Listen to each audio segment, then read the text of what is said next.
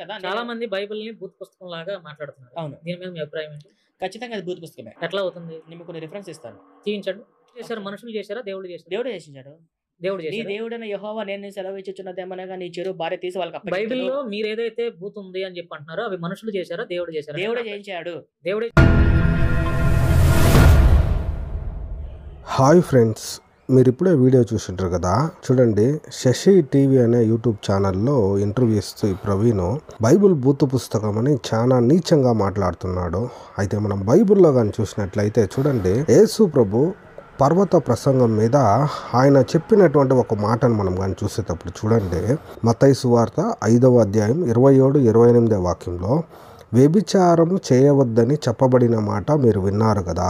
నేను మీతో చెప్పున్నదేమనగా, ఒక స్త్రీని మోహపు చూపుతో చూచు ప్రతి వాడును అప్పుడే తన హృదయమందు ఆమెతో వ్యభిచారము చేసిన వాడగును.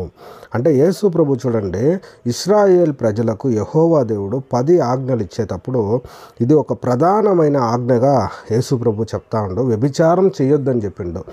దాన్ని యేసు ప్రభు ఇంకా అప్డేట్ చేస్తూ ఈ వ్యభిచారం చేయొద్దనే మాటని ఇంకా మనం ఎలా పరిశుద్ధంగా ఉండాలా అనే విషయాన్ని చెప్తూ యేసు ప్రభు చెప్తుండో, ఒక స్త్రీని మోహపు చూపుతో చూసే ప్రతి ఒక్కడు అప్పుడే తన హృదయంలో వ్యభిచారం చేస్తుండు. కాబట్టి మీరు ఎవరే కానీ స్త్రీల్ని మోహపు చూపుతో చూడవద్దండి, కామపు దృష్టితో మీరు స్త్రీలను చూడబాకండి అని యేసు ప్రభు పర్వత ప్రసంగం మీద చెప్తా ఉండు. అయినప్పటికీ అనేక మంది సోషల్ మీడియాలో వచ్చి యేసు ప్రభుని నిందించడం, బైబిల్ని బూతు పుస్తకం అనడం, ఇది ఎంతవరకు సరిగా ఉంది? ఈ వీడియో చూస్తున్న ప్రియ వీక్షకులారా, హైందవ సహోదరి సహోదరులారా, మీరే ఆలోచించండి. ఇటువంటి మాటలు చెప్పేటప్పుడు వాళ్ళకందరికీ సమాధానం చెప్పవలసిన ఒక బాధ్యత మా మీద ఉంది. కాబట్టే ఈ వీడియో చేస్తున్నాము. మిమ్మల్ని దూషించాలనో మిమ్మల్ని చెడుగా చిత్రీకరించాలనో మా ఉద్దేశం కాదు. కాకపోతే ఇటువంటి వారికి సమాధానం చెప్పాలని ఈ వీడియో చేస్తున్నాం. ఈ వీడియో కేవలము ప్రవీణ్కి మాత్రమే వర్తిస్తుంది.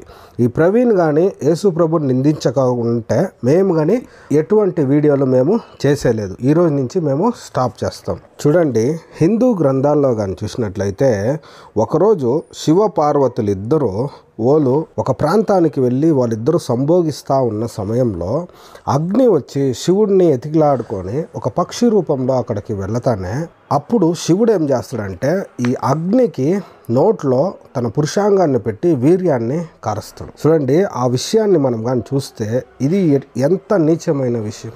బైబిల్లో కానీ చూసినట్లయితే మనుషులు తప్పు చేసుండ్రు, దేవుడు వాళ్ళని శిక్షించిండు. అయితే దేవుడు ఎక్కడే కానీ తప్పు చేయలేదు, ఇలా నీచమైన కార్యాలు ఆయన చేయలేదు. అయితే అనేక మంది బైబిల్ని బూతు పుస్తకం అంటున్నారు. చూడండి, హిందూ గ్రంథాల్లో కానీ చూసినట్లయితే శివుడి వీర్యం త్రాగిన అగ్ని, దీన్ని చూసేటప్పుడు పద్మపురాణం సృష్టిఖండము 44వ అధ్యాయము 123 నుండి 127 శ్లోకాలు. శ్లోకం యొక్క తాత్పర్యాన్ని కానీ మనం కానీ గమనిస్తే చూడండి, అగ్ని చిలుక రూపాన్ని ధరించి శివుని యొక్క రహస్య మందిరంలోకి ప్రవేశించాడు. ఆ సమయంలో శివుడు పార్వతితో సంభోగిస్తూ ఉన్నాడు. హఠాత్తుగా అగ్ని పక్షి రూపంలో లోపలికి వచ్చి శివుడి యొక్క సంభోగాన్ని చెడగొట్టాడు. దానికి శివుడు కోపించి అగ్నితో ఇలా అన్నాడు, ఓ అగ్ని, నేను పార్వతిని సంభోగిస్తుండగా నువ్వు హఠాత్తుగా వచ్చి సంభోగ కార్యాన్ని చెడగొట్టావు. సరిగ్గా నీవు వచ్చే సమయానికి నేను వీర్యమును ఆమె యోనిలో వదులుతూ ఉన్నాను. ఆ క్రమంలో సగం వీర్యం వదిలాను, మిగిలిన సగభాగం వీర్యం అలాగే ఉంది. కాబట్టి ఇప్పుడు నువ్వు రా, వీర్యాన్ని త్రాగుము అన్నాడు. గత్యంతరం లేక అగ్ని అంగీకరించాడు. అప్పుడు శివుడు మిగిలిన తన వీర్యాన్ని అగ్ని నోట్లో వదిలాడు.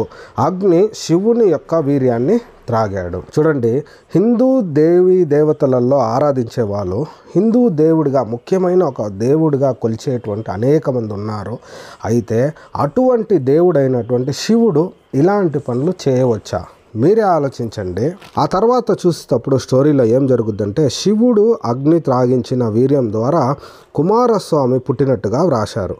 శివుడు తన వీర్యాన్ని పార్వతీదేవి యోనిలో కొంతం, అగ్ని నోట్లో కొంతం వదిలాడు. వీర్యము గర్భంలోనికి ప్రవేశించిన పార్వతీదేవికి ఎటువంటి సంతానం కలగలేదు. కానీ శివుడి వీర్యాన్ని నోటి ద్వారా త్రాగిన అగ్నికి కుమారస్వామి పుట్టాడు. వీర్యము గర్భంలోకి ప్రవేశిస్తేనే కదా పిల్లలు పుడతారు. నోట్లో త్రాగితే పిల్లలు పుడతారా? ఈ వీడియో చూస్తున్న ప్రియ వీక్షకులారా, మీరే ఆలోచించండి. వీర్యము గర్భంలో ప్రవేశిస్తే కదా పిల్లలు పుట్టేది. నోట్లో తాగితే అంతా పిల్లలు పుడతారా? కనీసం ఈ మాత్రం కూడా జ్ఞానం లేకుండా అజ్ఞానులు ఈ పురాణాలు, వేదాలు, రామాయణ, మహాభారతాలు రాసిండ్రు. ఇవన్నీ మనువాదుల ఊహ నుండి పుట్టిన చందమామ కథల్లాగా కనిపిస్తూ ఉండే. చూడండి ఎడగాని చూసేటప్పుడు. అందుకే మనువాద గ్రంథాలకు ఇంతవరకు ఎటువంటి చారిత్రక ఆధారాలు కానీ పురావస్తు ఆధారాలు కానీ లేనేలేవు.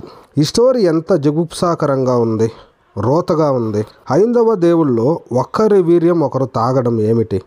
ఇలాంటి కామ కోరికలు కలిగిన వారు దేవుళ్ళు అంటారా? దేవుళ్ళు ఇలాంటి రోత పనులు చేస్తారా? దేవుళ్లకు నైతిక విలువలు ఉండయా? ఇటువంటి పనులు చేసేవారిని దేవుడిగా ఎవరైనా ఆరాధిస్తారా? ఈ వీడియో చూస్తున్న ప్రియ వీక్షకులారా, హైందవ సహోదరి సహోదరులారా, మీరే ఆలోచించండి. ఈ వీడియో ద్వారా మీరందరూ సత్యాన్ని తెలుసుకోవాలా, సత్యం వైపుకు నడవాలా, ఇటువంటి అబద్ధమైన విషయాలను మీరు నమ్మకూడదని ఈ వీడియో చేసి అప్లోడ్ చేస్తున్నాం. దేవుడు మిమ్మల్ని ఎక్కువగా కాపాడునుగా.